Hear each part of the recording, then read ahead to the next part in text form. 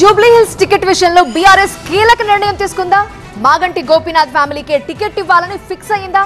Cadre meeting లో KTR clarity ఇచ్చారా? Jubilee hills లో సెంటిమెంట్ అస్త్రాన్ని ప్రయోగించబోతున్నారా? అటు బీఆర్ఎస్ సెంటిమెంట్ స్కెచ్ కి రేవంత్ సర్కార్ కూడా కౌంటర్ స్కెచ్ వేస్తోందా?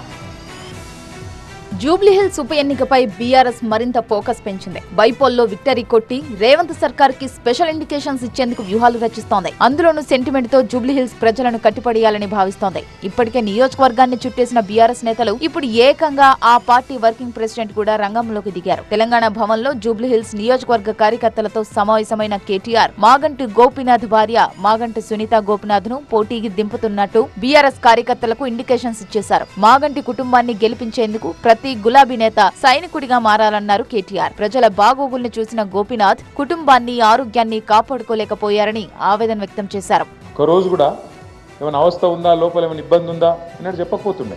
ముగ్గురు పిల్లలు, వాళ్ళు పాపం ఇవాళ ఎవరు పెళ్లి కాలే, ఎవరు సెటిల్ కాలే, అంత చిన్న చిన్న పిల్లలు. కానీ పోయినాక చూస్తే ఏముంది అంటే వెనక్కి తిరిగి చూస్తే ఇవాళ కుటుంబం మొత్తం మీ అందరూ దయదలిస్తే, మీ అందరూ ఆశీర్వదిస్తే మళ్ళొక్కసారి గౌరవప్రదంగా సమాజంలో నిలబడే పరిస్థితి.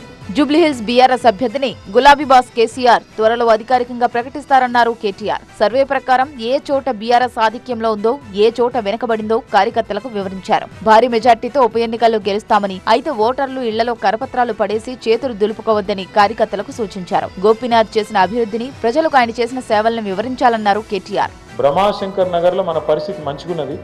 దగ్గర మనకు ఇక్కడ 20% లీడ్ ఉన్నది. దాన్ని చెడగొట్టుకోకుండా కాపాడుకోవాల్సిన బాధ్యత ఇది. కొత్త సర్వే ఇవ్వాలని పొద్దున్నే వచ్చింది. కార్మిక నగర్లో మనం 6% ముంగట్టున్నాం, కానీ ఇంకా మేనేజ్ చేయాలి. 10% దాటాలి. కార్మిక నగర్లో కూడా 6% ముంగట్టున్నాం. 10% దాటాలంటే మనం కొద్దిగా తనలాడాలి. ఇక కేటీఆర్ వ్యాఖ్యలకు పొన్నం ప్రభాకర్ కౌంటర్ ఇచ్చారు. గోపీనాథ్ పై అంత ప్రేమ ఉంటే మంత్రి పదవి ఎందుకు ఇవ్వలేదని ప్రశ్నించారు. ఎన్నికలు వస్తేనే కేటీఆర్ ప్రజల వద్దకు వస్తారని విమర్శించారు. అలాగే ఇళ్లు కూలగొట్టడంపై కేటీఆర్ మాట్లాడడం విడ్డూరంగా ఉందన్నారు పొన్నం ప్రభాకర్. గతంలో ఉప ఎన్నికల్లో డబ్బులు పంచిందే బీఆర్ఎస్ అని, ఎన్నికల్లో బీరు బిర్యానీ సంస్కృతి తెచ్చిందే కేటీఆర్ అని మండిపడ్డారు. మొత్తంగా జూబ్లీ హిల్స్ బైపోలుపై స్పెషల్ ఫోకస్ పెట్టిన బీఆర్ఎస్ అభ్యర్థి విషయంలో క్లారిటీకి వచ్చింది. గోపీనాథ్ సెంటిమెంట్ తో జూబ్లీ హిల్స్ ను మళ్లీ ఖాతాలో వేసుకునేందుకు సెంటిమెంట్ అస్త్రాన్ని ప్రయోగిస్తోంది.